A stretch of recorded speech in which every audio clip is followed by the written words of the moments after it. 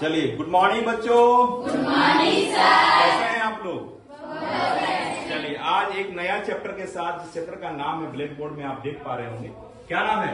मानव पाचन तंत्र, जिसको बोलते हैं इंग्लिश में ह्यूमन डाइजेस्टिव सिस्टम। ये बहुत बड़ा चैप्टर है और बहुत महत्वपूर्ण चैप्टर है, क्योंकि हमारे बॉडी में वही चीज जो हम बताने वाले हैं वही चीज है। और आप ये फिगर देख रहे होंगे, इस किसका फिगर है? किसका है? मानव, बिल्कुल, मानव पाचन तंत्र। हमने आपको बताया होगा लास्ट क्लास में, जब मानव पाचन तंत्र कैसे होता है, क्या होता है। मैं आपको जस्ट प्रैक्टिकल की बात बताऊंगा, कैसे बताना है कि ये पाचन तंत्र कहां से स्टार्ट हो जाता है? मुंह से। बिल्कुल सही। मुंह में कौन सा होता है? कार्बोहाइड्रेट, प्रोटीन या लिपिड्स? बिल्कुल, कार्बोहाइड्रेट स्टार्ट होता है, क्योंकि हमारे मुंह में एक प्रकार की एंजाइम पाए जाते हैं जिस पर नाम है सिलेब्री एमाइलेज, जिसको लाला रस बोलते हैं, क्योंकि हमारे अंदर क्या होते हैं? लार ग्रंथि होते हैं। उसको किसमें तोड़ता है? स्टार्च को धीरे धीरे ग्लूकोज में तोड़ देता है कि नहीं? हाँ, बिल्कुल। तो अब हम लोग बताने वाले हैं जैसे कार्बोहाइड्रेट। अच्छा, एक चीज बताइए इसको स्टार्ट करने से पहले कि कार्बोहाइड्रेट हमें कौन कौन से खाद्य पदार्थ में मिलता है? चावल, आलू, गेहूं, गुड़, चीनी, मकई, बाजरा, रागी, जो हम लोग स्कूल में मिड डे मील में चलाते हैं, 1 to 8 के बच्चों को खिलाया जाता है, नहीं? हाँ, रागी बोलते हैं, तो अपनी भाषा में क्या बोलते हैं? मड़ुआ बोलते हैं। हाँ, बिल्कुल। तो उसमें भी आपको कार्बोहाइड्रेट पाया जाता है, और सबसे ज्यादा वहां पर उसमें आयरन भी होता है, इसको बोलते हैं हम लोग हीमोग्लोबिन बनाने के लिए हेल्प करता है कि नहीं? चलिए, इस पर फोकस किया जाए, हम लोग अभी देखेंगे, तब हम लोग धीरे धीरे स्टार्ट करेंगे। आप सबसे पहले इसको देखिए, यहाँ ह्यूमन डाइजेस्टिव सिस्टम है, मानव पाचन तंत्र। ये से हम लोग खाना कैसे पचता है? पचना का मतलब बड़े बड़े मॉलिक्यूल जो होते हैं, छोटे छोटे मॉलिक्यूल में टूट जाते हैं। वो कैसे टूटते हैं ये देखिए बता रहे हैं। आप यहाँ देखिए, सबसे पहले माउथ में हम कोई चीज लेते हैं, समझ लीजिए हम एक रसगुल्ला ले लिए, रसगुल्ला गया, जाने के बाद माउथ में रहता है, उसमें क्या होता है? दांत जो होते हैं 28 से लेकर 32 दांत होते हैं हमारे पास, है नहीं? एक एडल्ट में 32 दांत होते हैं, और जो छोटा बच्चा होता है, जो दूध पीने वाला बच्चा होता है, उसमें 20 दांत पाए जाते हैं, है कि नहीं?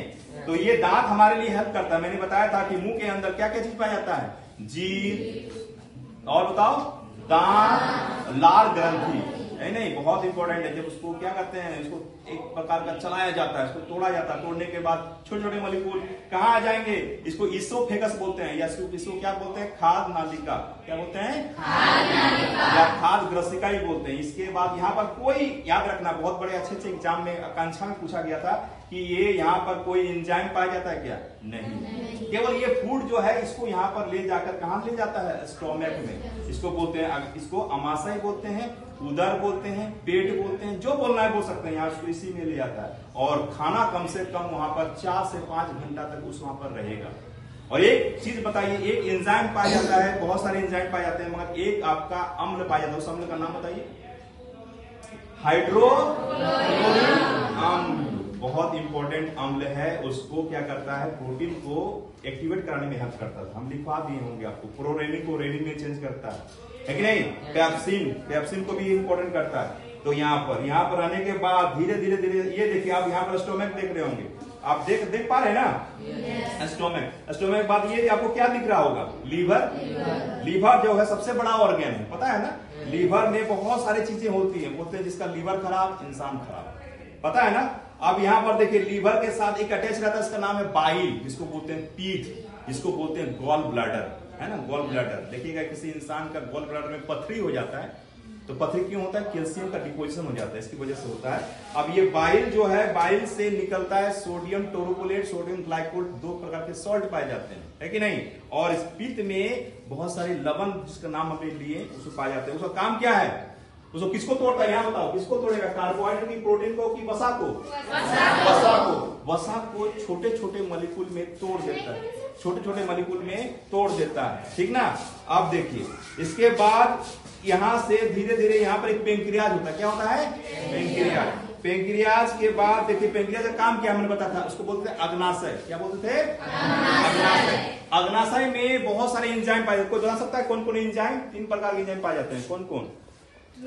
ट्रिप्सिन, दूसरा लाइपेज, तीसरा एमिलेज। इसको बोलते हैं हम लोग कार्बोहाइड्रेट, स्टार्च को। स्टार्च क्या है? बड़ा मॉलिक्यूल से, पॉलीसेकेराइड बोलते हैं, वो मोनोसेकेराइड में तोड़ देता है उस एमिलेज के कारण। कितना जबरदस्त हमारे बॉडी के अंदर। कोई पूछ दे कि केवल पाचन के लिए स्टोमक ही इंपॉर्टेंट है, नहीं, बहुत सारा अलग अलग कार्य एक जगह हो रहा है। अब हमको एक चीज बताइए, अब क्वेश्चन है आपके साथ कि पूरा खाना हमारा कहाँ डाइजेशन होता है? छोटी आंत या बड़ी आंत? अच्छा, एक कोई क्वेश्चन बताओ, छोटी आंत को छोटी आंत क्यों कहते हैं? खड़े होकर बताना है, छोटी आंत को छोटी आंत क्यों कहा जाता है? अच्छा, छोटी आंत की लंबाई बड़ी होती है छोटी होती है? खड़ा हो जाओ। हाँ, क्यों छोटी आंत की लंबाई बड़ी होती है, मतलब छोटी क्यों कहा गया? हाँ, उसका व्यास, उसका डायमीटर बहुत छोटा होता है। यहाँ दिखाइए सर, यहाँ छोटी आंत जो होती है ये आपका छोटा दिखाई दे रहा है क्योंकि इसका डायमीटर जो है बहुत छोटा है। मगर बड़ी आंत जो होता है लंबाई में छोटी होती है, मगर डायमीटर, जो डायमीटर है, व्यास है, उसका बड़ा होता है। इसलिए बड़ी आंत को बड़ी आंत बोलते हैं क्योंकि इसकी जो व्यास है वो बड़ा होता है मगर लंबाई छोटी होती है। ध्यान दें, कंफ्यूजन नहीं है, ये चीज समझ में आना चाहिए। इसके बाद यहाँ फोकस थोड़ा कर लीजिए, आप देख लीजिए, जैसे हमने बोला अग्नाशय के बाद ये जो हमारा बहुत सारे अलग अलग एंजाइम होते हैं वो आके यहाँ पर स्टोमक में काम करते हैं। धीरे धीरे धीरे धीरे कहाँ जाएंगे? छोटी आंत। छोटी आंत के भी 3 पार्ट होते हैं, जेजुनम, ड्यूडेनम, इलियम। सबसे पहले ड्यूडेनम, फिर जेजुनम, फिर इलियम, ये 3 पार्ट है। उसके बाद धीरे धीरे धीरे धीरे खाना हमारा टाइम लगता है। उसके बाद वहां अवशोषण होता है। हमने आपको बताया था कि पाचन के लिए कितना 5 स्टेप था। कौन कौन था भाई पूरे के लिए? पहला क्या था? पाचन। दूसरा बताओ, दूसरा पाचन के बाद, पाचन के बाद अवशोषण। तीसरा स्वांगीकरण। चौथा, हाँ, यानी एक चीज छूट रहा है, पहले अंतर्ग्रहण करते हैं, पहले अंतर्ग्रहण, फिर दूसरा